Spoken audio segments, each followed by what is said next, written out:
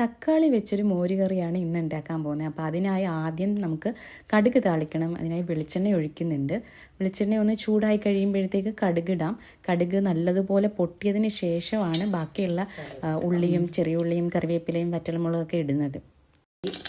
വറ്റൽമുളക്, കറിവേപ്പില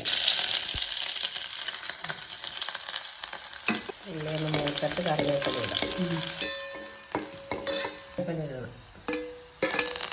കറിവേപ്പില ഒന്ന് വാടിയതിന് ശേഷം നേരത്തെ വേവിച്ച് ഉടച്ച് വെച്ചിരിക്കുന്ന തക്കാളി ഇതിലേക്ക് ചേർക്കുന്നുണ്ട്.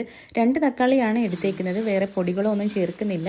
ഈ തക്കാളിയുടെ കളർ തന്നെയാണ് ഇതിലേക്ക് കിട്ടുന്നത്. തൈര് കുറച്ച് കട്ടയായതിനാൽ മിക്സിയിലിട്ടൊന്ന് അടിച്ചെടുത്തിട്ടാണ് ഇതിലേക്ക് ചേർക്കുന്നത്. അപ്പോൾ പെട്ടെന്ന് തന്നെ നമുക്ക് ഉണ്ടാക്കാൻ പറ്റുന്ന ഒരു റെസിപ്പിയാണ്. ആവശ്യത്തിന് ഉപ്പും ചേർക്കുന്നുണ്ട്.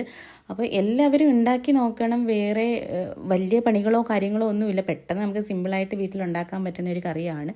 അപ്പോൾ എല്ലാവരും ഉണ്ടാക്കി നോക്കിയിട്ട് കമൻസിലൂടെ നിങ്ങളുടെ അഭിപ്രായങ്ങൾ അറിയിക്കണം.